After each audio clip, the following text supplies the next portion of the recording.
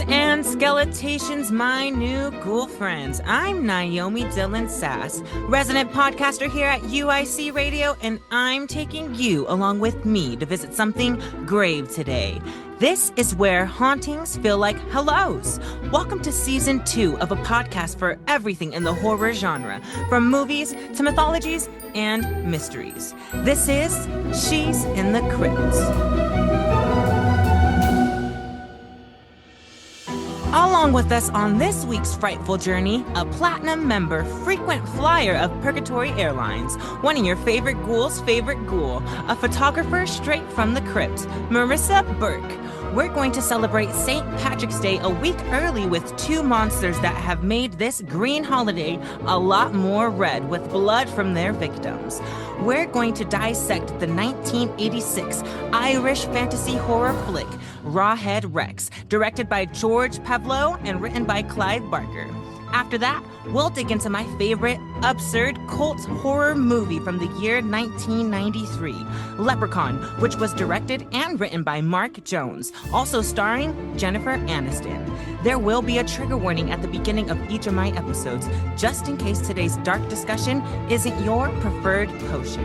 I'm going to be talking about the defamation of religion, unaliving of children, arson, and leprechauns. Ghoul, I get it if you can't listen to that right now. Just leave us a like on your way out and be sure to tune in next week for a different dark discussion. After this quick break, I'll be back with Marissa Burke. Together, we'll do some grave digging into these 2 different films that add much needed horror to a holiday that's soaked in fantasy. To keep it a little festive, we'll talk about some St. Patty's shenanigans. I'll be rolling in my grave with excitement while you listen to this quick message from Beyond.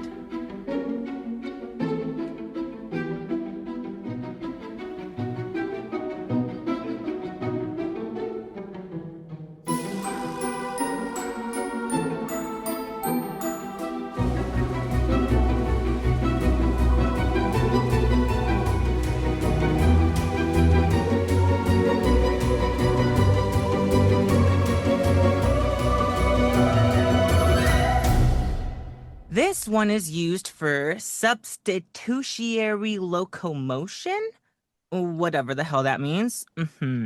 A spell that is supposed to bring life back. Okay.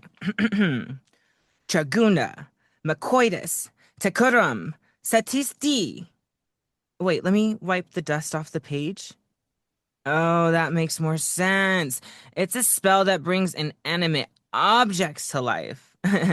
Well, my way it is. This is She Summoning. Everyone, please welcome back to the studio, Marissa Burke. Hey. Hello, love. How are you? I'm doing great. How was Purgatory? Oh my gosh, it was a bitch this time. But hey, that's what's still for the evil ones, eh? No, honestly. So, I know you just got done doing a cool theater show over there in California. How did that go for you? You want to talk about that for a little bit? Sure, I did. I was able to originate a role. Wait, you're not British? I No, know. I'm just kidding. Oh my gosh, I know. Surprise! Surprise! It's just a slight bit of schizophrenia. No, so Multiple personality disorder. hey, pick a problem. So I was able to originate a role. I did a show called The Prized Garden of Beaverton Proper. Was a farce in which a woman's prized garden is mysteriously destroyed, and the townspeople are conspiring to figure out who destroyed the garden. And my character is the one that solved the mystery, so that was a fun little show I got to do. So. Oh my God, you were Fred Jones. Pretty much. And bowl cut and everything. Basically Russell from Up. Russell from Up, of Coconut Head after middle school. Yes, exactly. Can I ask what the mystery was? Are you allowed to say? Well, I can spoil it. The garden was destroyed, and it turns out, dun dun dun, it was beavers. The beavers destroyed it in a raccoon-beaver turf war. Oh my goodness. Very intense. Small town drama, Last time I had a raccoon come after my beaver, I told that man, "Hey, sir, I don't do that for free. You get your hand out of there." You know what I'm saying? And that's on International Women's Month next month. So, do you have any St. Patrick's Day horror stories? Hmm, not that I can think of. Me either. Just honestly getting way too drunk. Yeah, that's only a horror for the others, honestly. It's not a Yeah, horror for the drunkie. and the toilet. Oh, well, that's Uh, not a lot, that's not a pot of gold. Trigger warning if you guys don't like vomit, but I'm one of those people that just heaves with their whole entire body. Like you can hear me from like three hallways down, Oh two my God, floors up. same. It's like once more with feeling. Like when Reagan gets exorcised in The Exorcist is literally that is me when I throw up. Hey, go big or go home, baby. Honestly, you know what? I'm gonna drink for St. Patrick's Day this year. I'm gonna drink water. Hey, you know what? I think that's the perfect idea. Vodka means little water in Russian anyway, so really you're in drinking in a variant. Oh, honestly, what I did kind of want to do this year, I didn't do it last year, but this year, since I am not working, I want to go see the river get turned green. I don't know why, but it sounds fun. No, that would be fun. I wonder if you can volunteer for that. Volunteer like put dye in the river. Yeah. Me with my motion sickness, I throw up.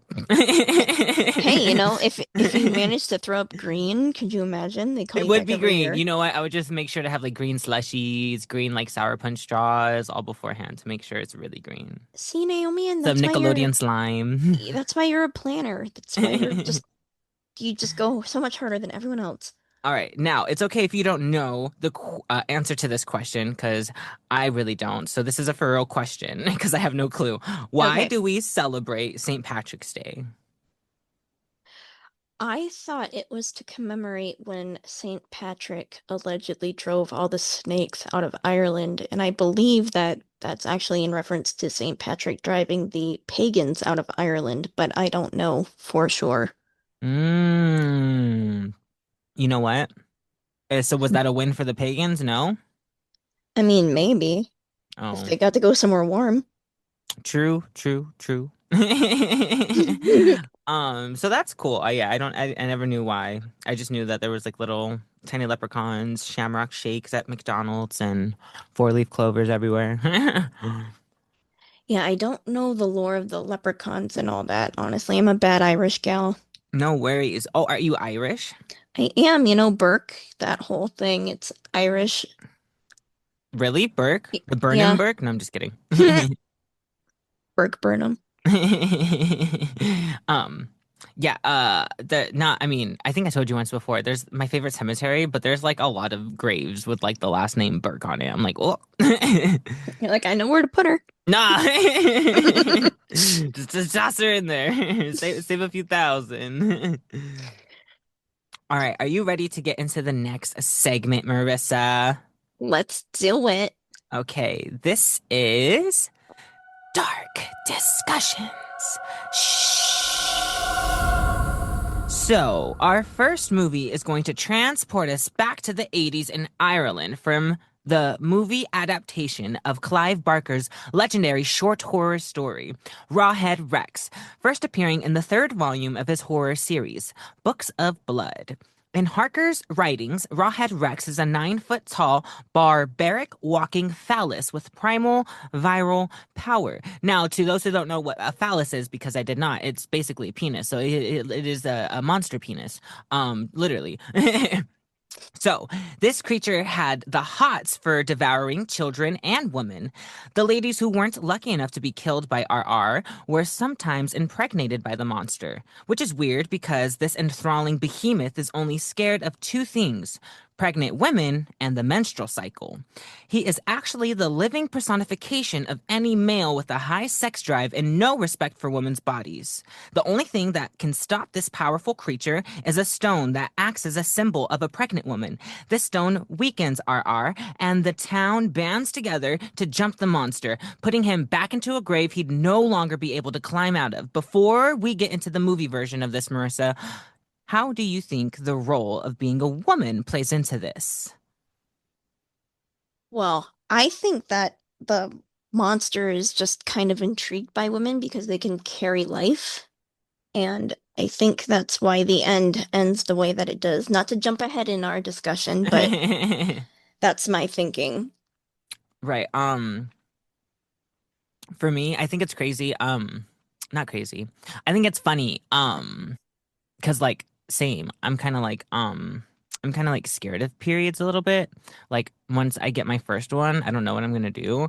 That'll be a fun day though. Hey, you need to celebrate, honestly, because it's like, oh gosh, well, now I'm in the club. What scares you more, getting pregnant or getting your period? Oh God, getting pregnant because it means I let a man get too close to me. True. Honestly, I sign off on that. So, are you familiar with the book version of this monster? I actually wasn't. When I read Clive Barker, I actually got confused with Clive Cussler, who is the man who writes a lot of westerns. So, no, I am not familiar with the book, but I did do a slight bit of research, and apparently Clive Barker disowned this adaptation, even though he himself wrote the screenplay. Yep. He surely did. So even though he wrote the screenplay, that was like the last basically contact that he had had with the whole entire production. They never asked him for any more creative input during the movie, and then not only that, they never even invited him to like see the set. So he basically saw everything on film for the first time. The major thing that he was upset with from the movie against his story was just the depiction of the monster. Because like you said, he wrote the screenplay himself. So obviously these are his words. It's basically still the same story.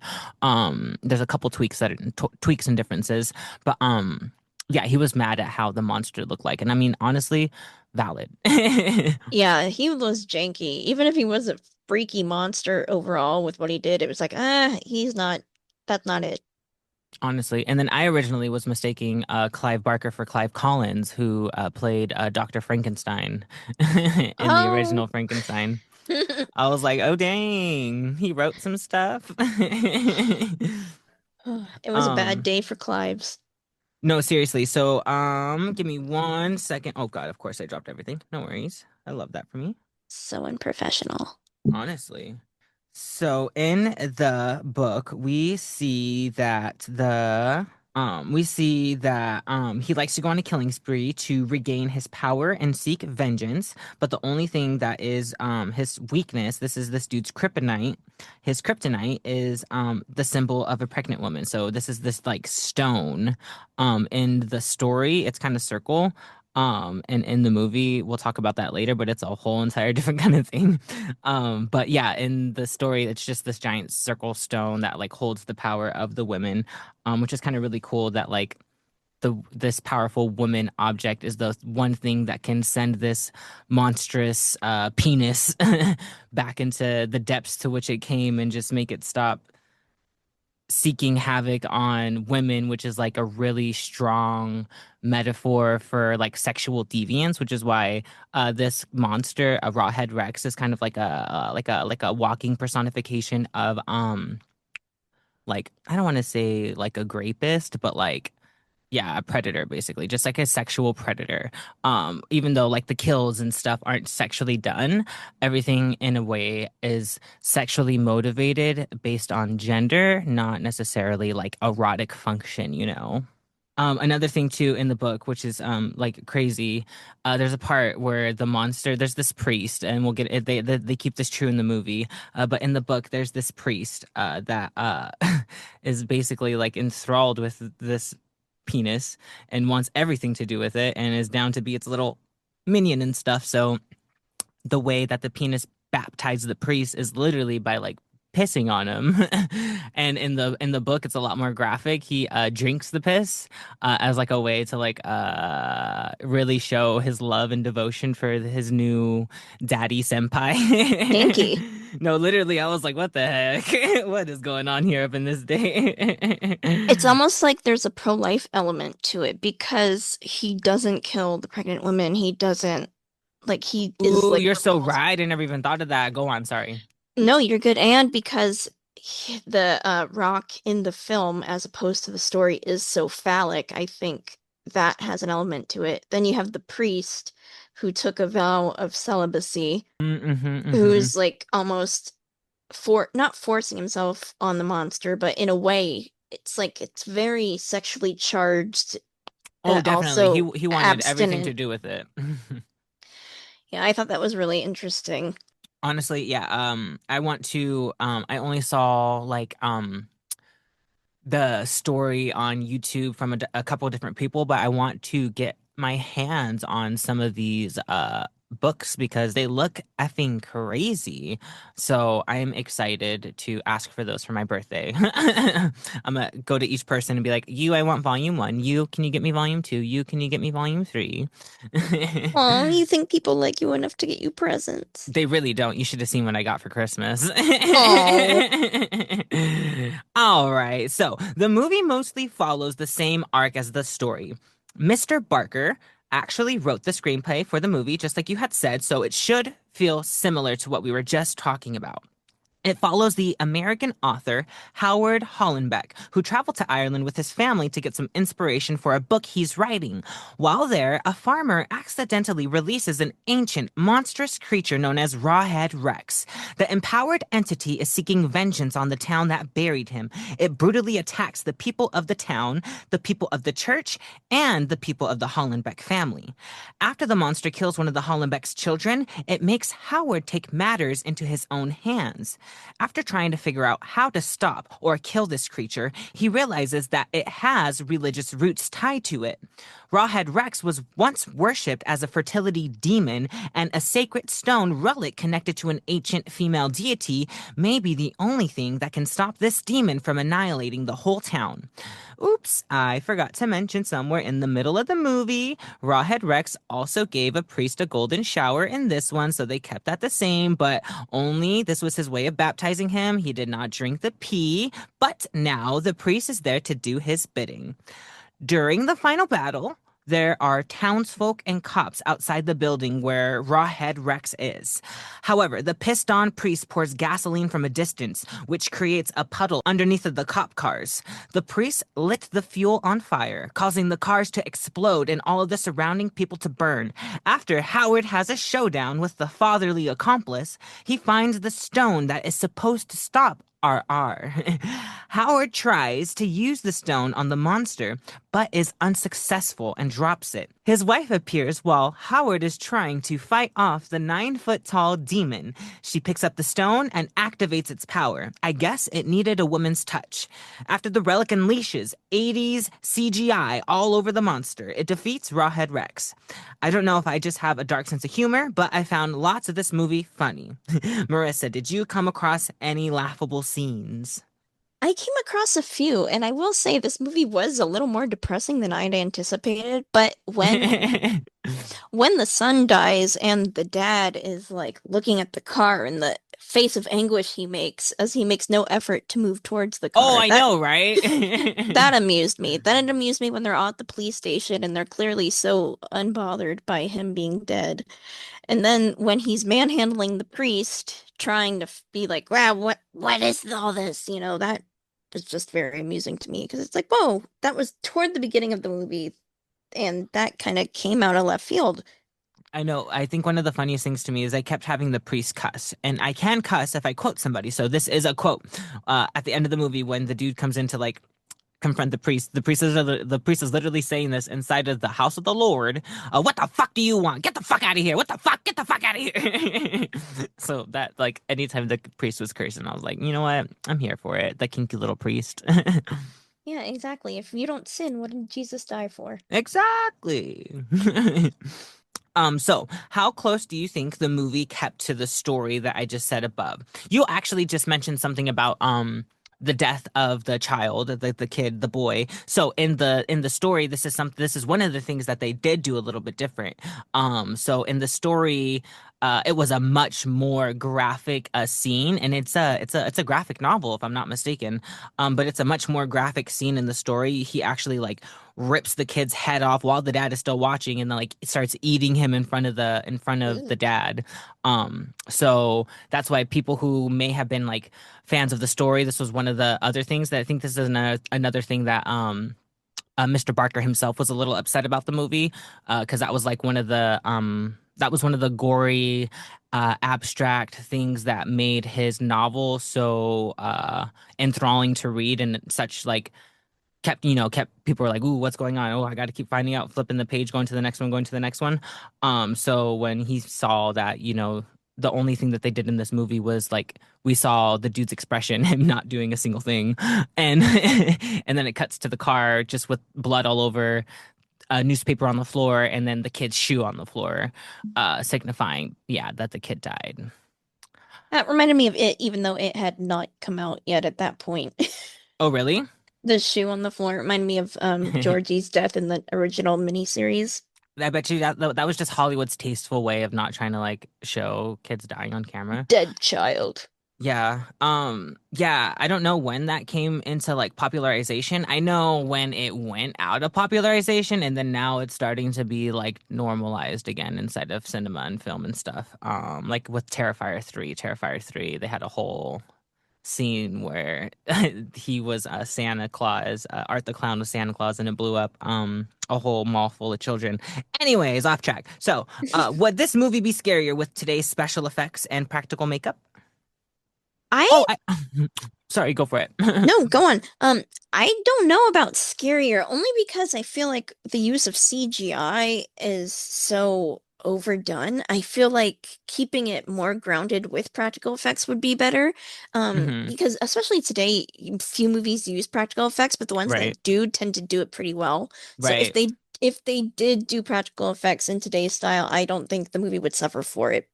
I mean, going back to Terrifier, that's another one of the movies that use practical effects for like their major death scenes. There you go, all that blood and gore. It's not the same when it's just a visual Blood, code gore, and on the sex screen. sells. Yeah, baby. So my bad. I totally didn't even let you like answer the last question. So out of the little story that I read you above, do you think anything else felt like similar or the same or different? Oh, of the The book original and the story. movie, yeah. Um, I think probably it was more I think with the story, I think it's more emphasis on like the pagan, like religious elements of it, because I think that's what you can make more terrifying in the written sort of way, whereas the movie decided to focus more on like the actual creature and the kills. Right. I totally agree. I think that the book was a lot more gorier, and and the movie the kills were a lot of them were like done off screen, so you had to kind of like you're like, okay, I see blood shooting out from, his hands, but like I don't know where they died, but okay, they died though. Yeah, your mind filled in the blank for how bad it was. Right. And then I'm sorry, I just have to bring this up, that random bit at the end where the creature's going after the woman and he just happens to tear off her clothes so that her breasts are Oh, exposed. right. Literally the whole entire time I was like, okay, cool. Yeah, I didn't even like yeah, perfect. Well, like come on, come Boobies out. on. There's literally no need for that. That's what I mean. The blood, gore, and sex sells, and they didn't have that much blood and gore. They're like, we got to throw some titties in here. It's already an hour and 10 minutes in. People are gonna start walking away if we do not have some titties in here. It was the 80s after all. Yeah, I mean, hats off to the actress. They were a very nice, lovely pair of breastises. They really were. I mean, I hope she was proud of those. I would be if I had them. Cheese. So, do you think ancient Ireland has superior monsters in the mythological realm? I think it may. I mean, we all know about those cryptozoology creatures like the Loch Ness Monster and even leprechauns. Right. I'm honestly like, if I ever saw a leprechaun in real life, I don't know what I would do. I'd put him in my pocket. Right. It's like, you're coming home with me. So I want to get back into the relic rock. I think that was another thing that was much more different in the movie than it was inside of like the book. In the movie, the rock itself had like the shape of a woman, and it had like a gaping vagina, where the power was emanating from. The CGI, 80 CGI was literally shooting out of the vagina of this rock, and that is what defeated the monster.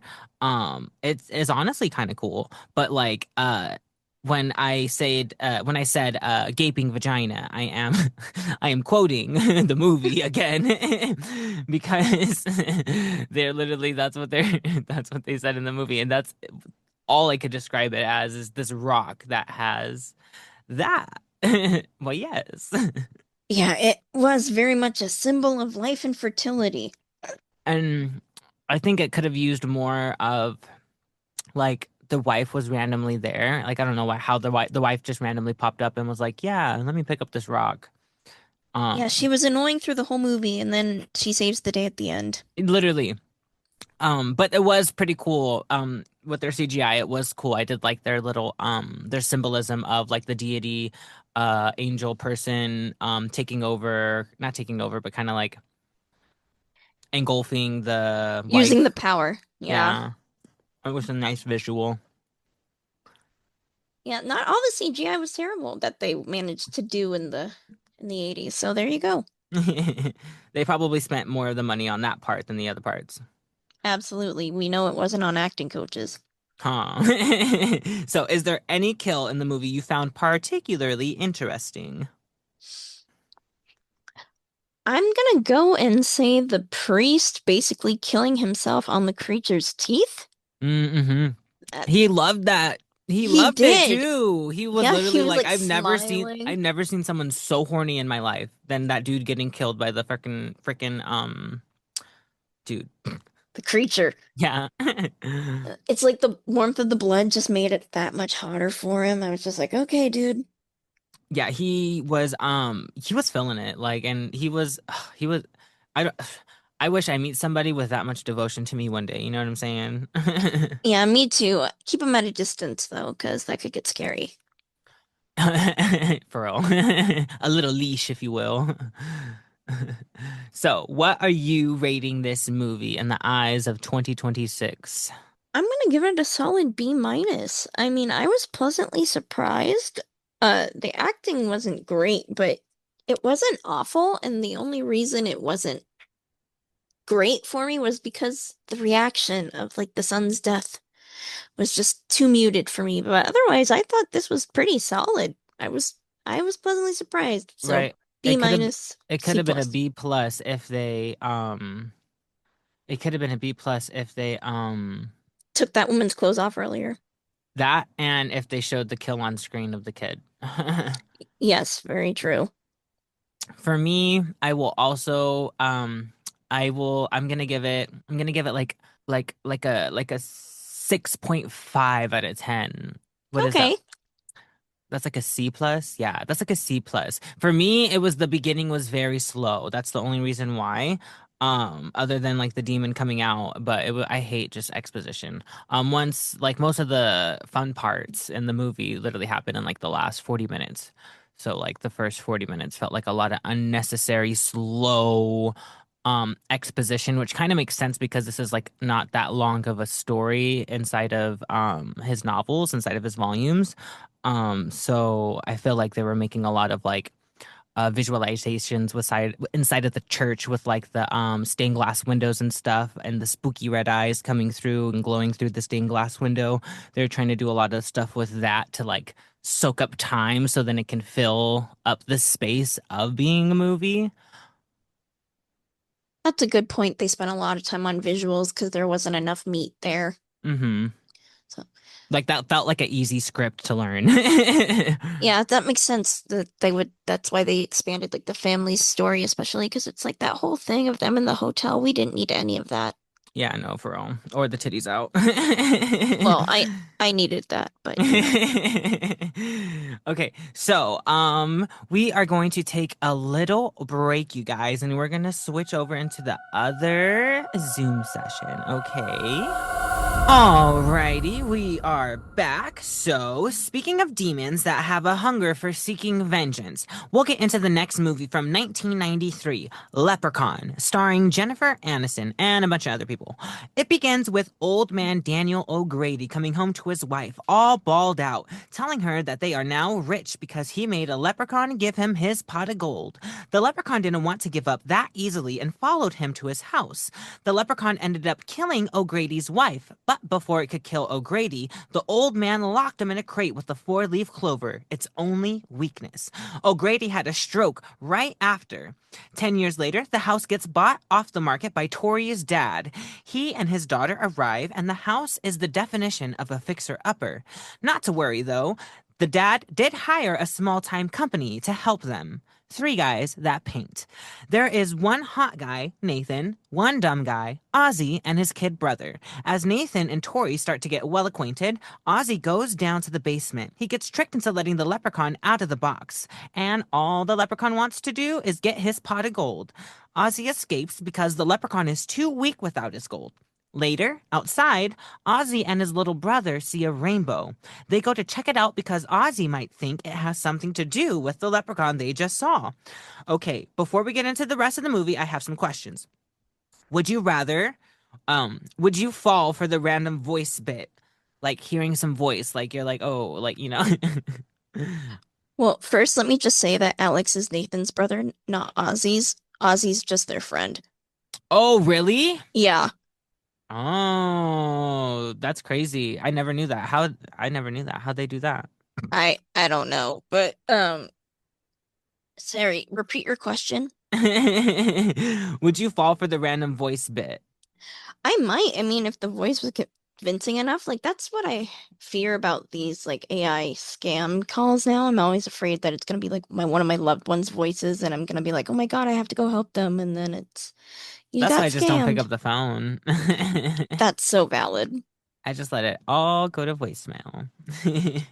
Fair. If you come across a leprechaun, what are your intentions?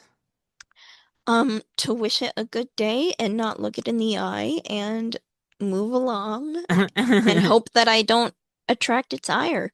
Nope, I'm catching it. I'm catching it. I'm taking all of its wishes. I am beating it over the head. I am going to make it give me all of its gold, and I'm going to grab it by the back of its neck like it's a baby kitten.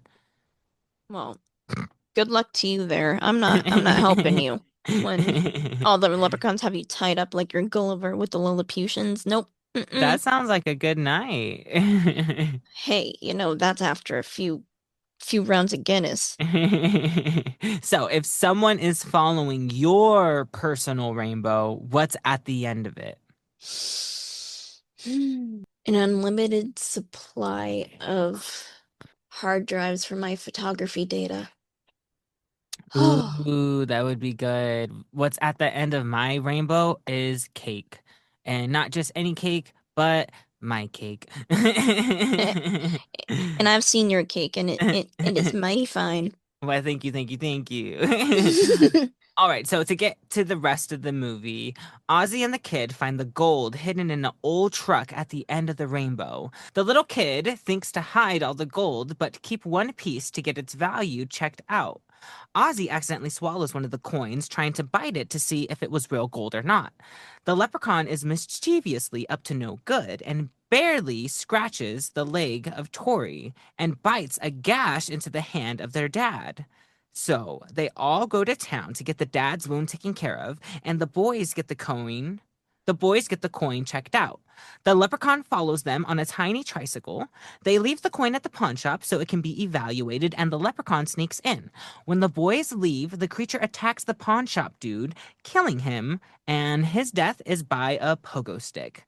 While it's there, it trades its tricycle in for a kid's motor car, which is just the right size for this kind of creature. The little guy zooms off in the car and gets pulled over by a cop. The cop thinks that it's a mask until the leprechaun attacks him and ultimately kills corrals him in the woods by snapping the cop's neck. The leprechaun zooms back to the house to try and find the rest of the gold, ransacking the place.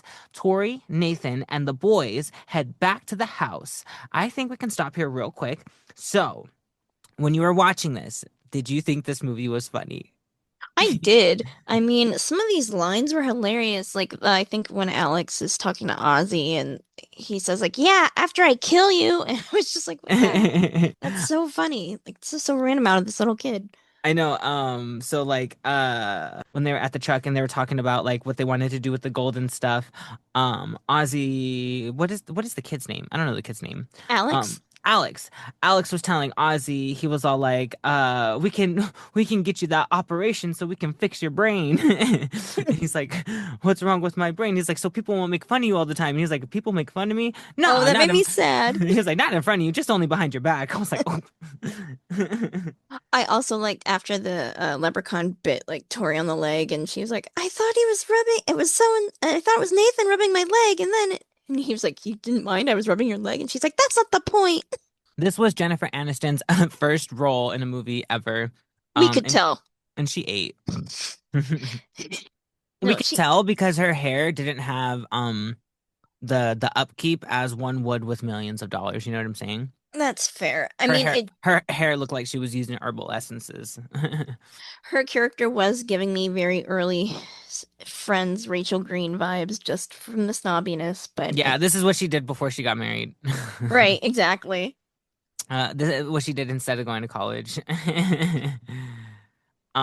So A needle pulling thread.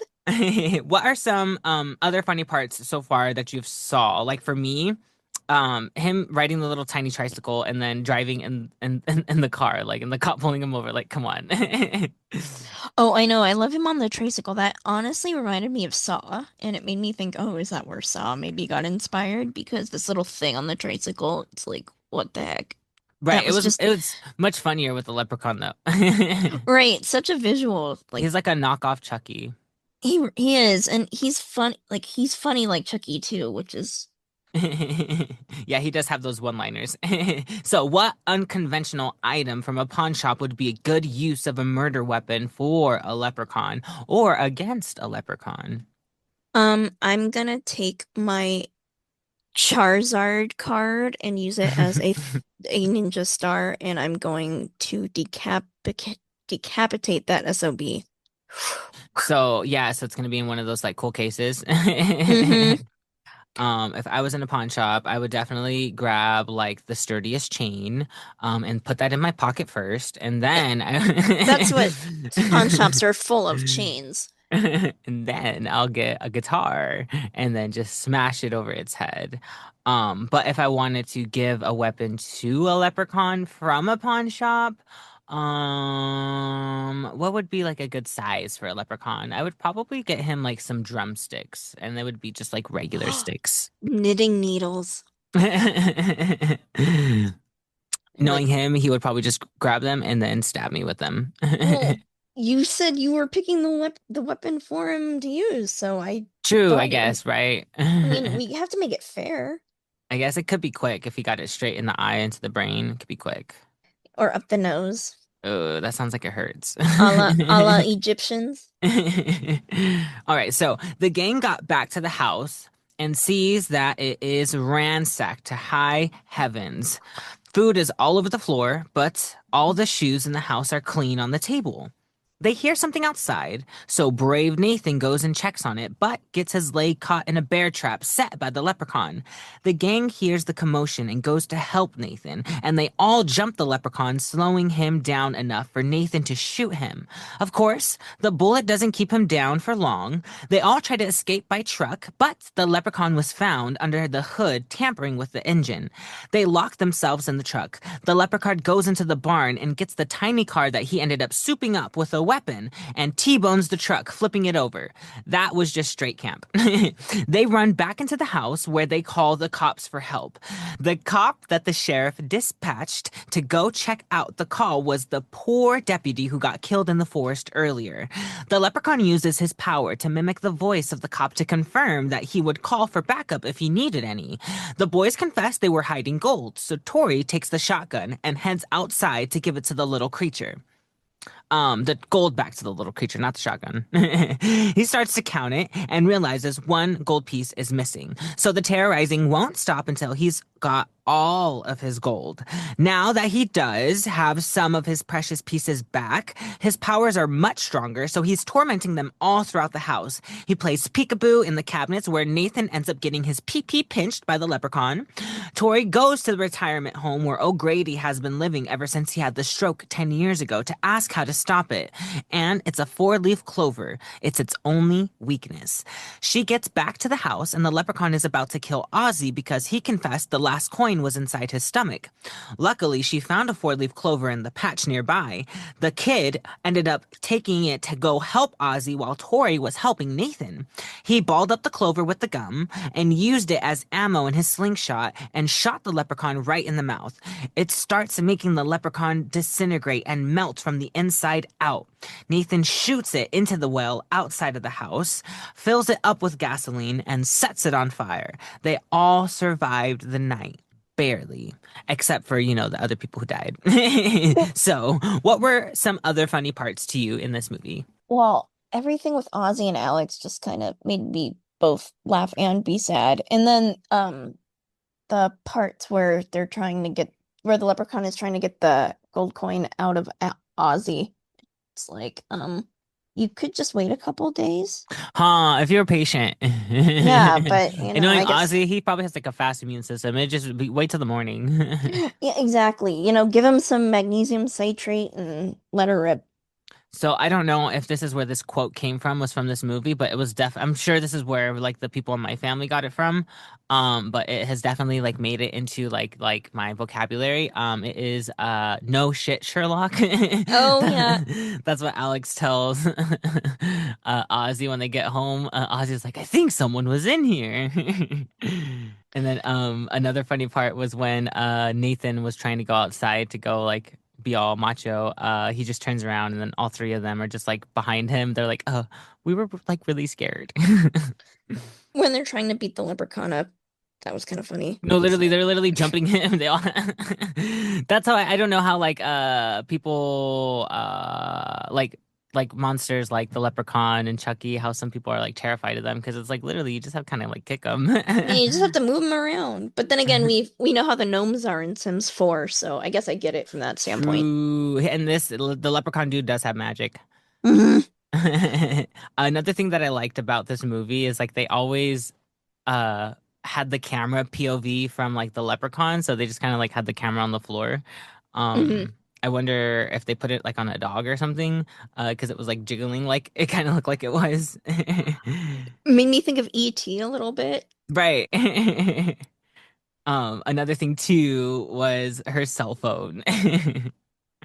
She Oh. didn't even call it a cell phone. She's like, "Wait, my portable." Like it's crazy. Oh, it had buttons and everything. Did you have a portable? I did not have a portable, but I did have a Sidekick slide and a Nokia, so leave me alone. I had one of the razors, Oh God, I hated those. like the skinny ones. Oh yeah, Um, that tracks. and something that I noticed was the leprechaun invented the term "we're cooking," but he said "we're cooking now, aren't we?" Yeah, because he burnt his hand in the stove. So yes, Gen Z took this from the leprechaun, just so you guys know. Was there a particular kill scene that you favored more than the others? Probably when he killed the cop. Yeah, Yeah. I really like the pogo stick one. Um, Leprechaun is kind of like one of my like favorite bad like slasher people. Hmm. I have sadly watched all of the movies. There, I think it's like 7 or 8 of them, but there's Leprechaun, there's Leprechaun 2, there's Leprechaun Goes to the Hood, there's Leprechaun Goes Back to the Hood, there's Leprechaun Goes to Space. The Leprechaun in Space one was wild. There's literally a part where like one of the people on the ship or the planet or whatever, she's like so serious, she just like reveals her tits and she's like, I release my breast upon thee and you will succumb to my power, blah blah blah blah. I was like, okay, That's incredible. get it. But yeah. My favorite Leprechaun kill of all time, in Leprechaun Back to the Hood, he kills somebody with a bong. Wow. That would be your favorite kill. Yeah, that's nice. I mean, what a way to go, too. Right. That's how I want to go. I'll remember that. So, who do you identify with in this movie? Probably the leprechaun. Yeah, I see that for you. Yeah, I'm little and I just want to get my bag. Right. So, for He was just me, I'm sorry, not to no, cut go you for off. it. He was just ambitious. So I don't think there's anything wrong with that. So get your coin, diva, do your thing, leprechaun all the way. Yeah, there's nothing wrong with, there's nothing wrong with getting a little coin. So, me, I think I honestly like it's me, like for me is Ozzy. Fair. Yeah, I don't know why I relate to him. Because the gold is inside you. Aw, there you go. I was gonna say because I'm kind of dumb, but not because I'm dumb. Like I'm not dumb. I'm just like, I just smoke a lot. Hey, you're not a player, you just crush a lot. There you go. So if you found gold, what are you doing with the money? Well, I am keeping it because the value of gold is skyrocketing right now, so get your hands away. Oh, really? So that would be that too. It would be good to find some gold. Exactly. I know what we're doing. So on this one, so we rated the last movie. What are you rating this movie? Mm, I'll give it a C. Ooh, that's I valid. I mean, like it's funny. I don't know. I don't know. Like I didn't dislike it, but I think Jennifer Aniston just annoyed me a little too much where it's like, okay, I know this is like a bad horror movie, but at the same time, you're also a bad horror movie bitch. So, For me, I don't know why they even had the dad there. The dad was there for like 2 seconds. he was there for eye candy. The dad, oh, you like the dad? I He liked was gonna he was gonna cute. Nathan was cute too, but yeah, the I was gonna dad say was not bad. Nathan was very cute. I wanted him to take his shirt off the whole time. I know. Um, so I think I'm gonna give this one for nostalgia reasons, for Jen Ann reasons. I'm going to give it a solid 7. 7 I out of love that. 10. Totally valid, especially, you can't beat nostalgia, And childhood if nostalgia you watch it on St. Patrick's Day, it's a 10 out of 10. with some shots of Guinness. Yes. Not shots. Every time the leprechaun says one of his one-liners, you take a shot. Yes. Shot of whiskey and your stout of Guinness. Exactly. Or what is the other one? Bailey's. Oh yeah. Bailey's Irish Cream. So we're at the part where we get to play one of my favorite games, Slash or Smash. The rules are very simple. I will tell you an iconic horror character, and we will say whether we would slash or smash and why. So remember this season, everyone, I'm going to have a mini vlog series of Slash or Smash with people around the campus and posting it to Instagram. I haven't done it the last 2 weeks because I have been busy, but I got you guys. I'm going to be back on it this week. So, are you ready, Marissa? I'm ready. First Like up, SpongeBob. we Sorry. have the big behemoth of a man, Rawhead Rex. Sorry, Rex. You're getting the slash. You're just too freaky looking for me. Honestly, like, I do not want to know what that mouth do. You know what I'm saying? Exactly. Rawhead Rex is gonna get a slash from me too, just because that is gonna be like one of those over toxic, masculated men. And like if he got me pregnant, he'd be the type to just like dip out and leave and like make me do it all by myself, because he's scared. Exactly. Men. Right. So, next up, we have the kinky priest. Maybe unpopular, but I'm gonna let him smash. I mean, all that repressed religious trauma. I could It help him might work through that. it would be like the smash of the century, to be honest. I know, I'm feeling it. He is, me too. He when he died, I was like, why is this like so sexual? I know the way, and then the way he said the F word, I was just like, oof, okay, okay. Right. In the house of the Lord? Oh my goodness. So, next we have the Leprechaun. Why not? Let him smash. Yeah, I'm gonna let him smash too. In more of his other movies, he always has some like baddie like in his like dungeon below. Obviously not by their choice. But I would be down to be the baddie if that's like where my life was leading. Cause like she had nice jewelry. She was You'd look fed. cute struggling. Yeah, I do. I mean, me right now, I look cute and I'm struggling. Hey, there you go. You're halfway there already. So next we have Tori, which is played by Jennifer Aniston. Sorry, Tori, you're getting the slash, but you can just count that for off to me being a hater. Because you're Honestly, cute. yeah, I'm going to smash. I want her whole outfit. I'm actually costume designing two plays for the new play festival at the university right now. And one of them is called Coffee Cake. And it is like a family that goes through like from the 70s to like uh till now. But most of the time spent is during like the 90s and early 2000s. So there's like one of the characters I'm totally gonna draw basically just this costume that she wore in the beginning of the movie with her black tank top, her leather jacket, and those she was wearing it throughout the whole movie actually. This movie literally happened in one day. Yeah. Yeah, I do want to slash her to steal her clothes, so I guess it's in a similar vein there. Okay, I'll smash first, then you can slash, and then I'll take the clothes.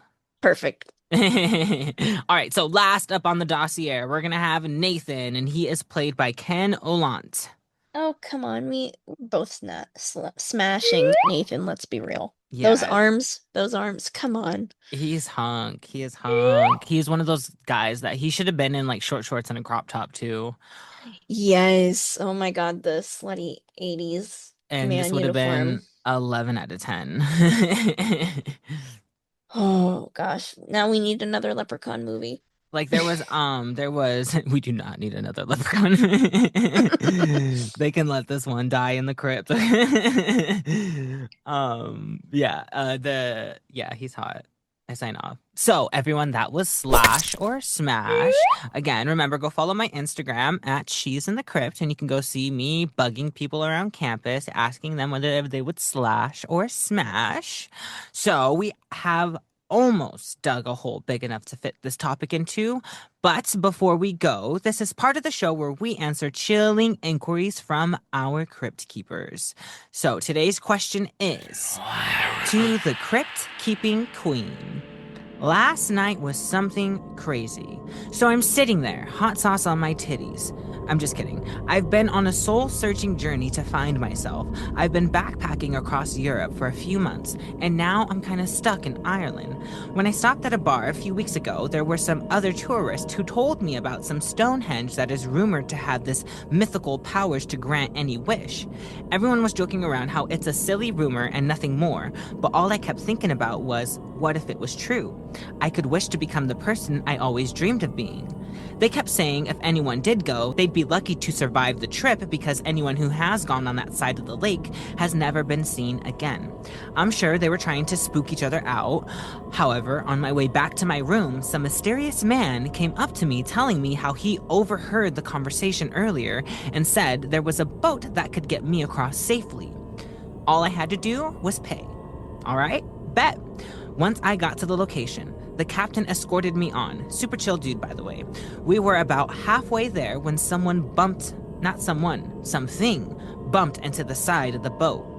The captain's face dropped and my heart fell straight out of my ass. Then, you wouldn't believe it, some giant water dragon peered its head out of the water in front of the boat. It shot back down into the water in an instant and came hurling into the underneath of the boat, breaking it. I think it was the Loch Ness Monster. The boat and the captain didn't make it. I washed up on this grassy mountainside. My phone was the only thing that made it because I had it in a waterproof pouch necklace. But what do I do? I think this is the place where the Stonehenge is located. Should I keep going and looking for it? Should I stay out and wait for rescue? If you could DM me the portion of this podcast where you answer these questions, that would be kind of much appreciated. Yours, Ghoulie, Soldier Without a Face. Alrighty, so let's go through the scenarios real quick. So, let's take the route of you looking for the Stonehenge.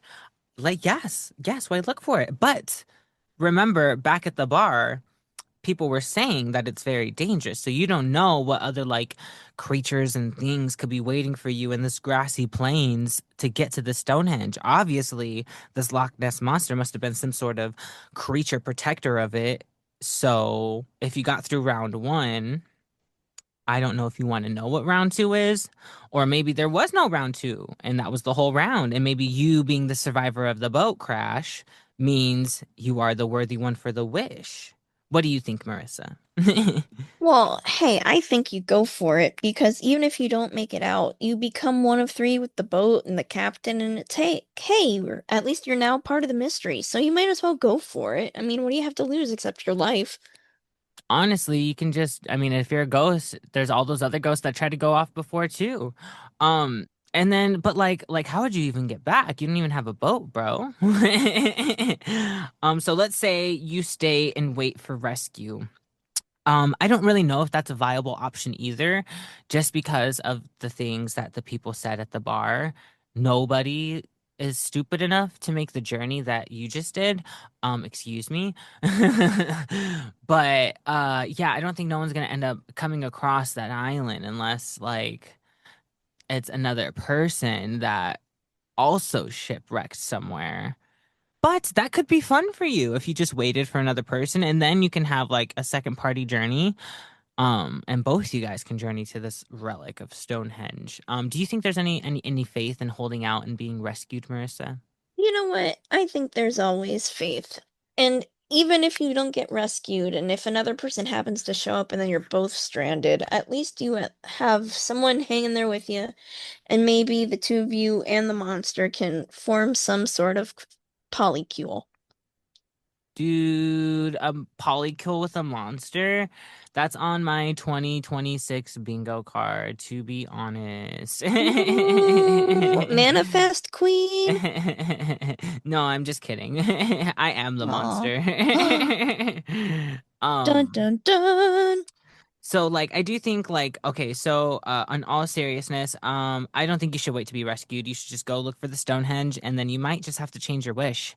If this thing grants any wish, you might just have to reword it into being like I wish that I'm off this effing island and back in a cozy bar.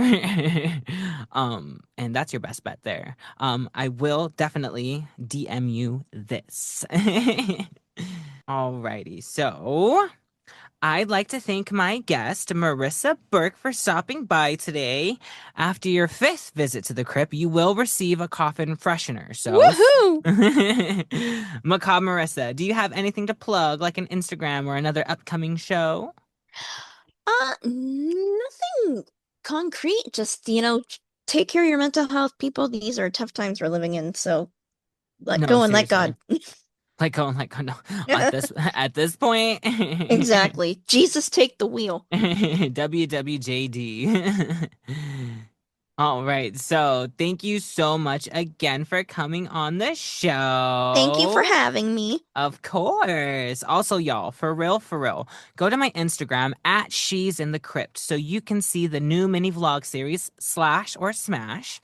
I'd like to thank UIC Radio for publishing this podcast, but most importantly, I'd like to thank you, the Crypt Keepers. Thank you for digging this grave with me today. But unfortunately, the graveyard is closed. So until next time, we'll leave this episode in the crypt. Farewell and Bad dreams. Make sure to follow the podcast on Instagram at She's in the Crypt for updates about shows and upcoming guests. Follow UIC Radio at UIC Radio on Insta and subscribe to the UIC Radio YouTube channel so you won't miss a single episode every Friday. And you can also check out the other shows on the network. This podcast was created, written, and edited by Niomi Dylan Sass. Hey, and published by UIC Radio. Music by Arthur Benson, The Friendly Ghost, and sound effects from epidemicsounds.com. If you can't get enough of She's in the Crypt, you can check out my weekly blog, Crypt Collections, every Saturday morning on the website uicradio.net. And find me in the blog section. Bye.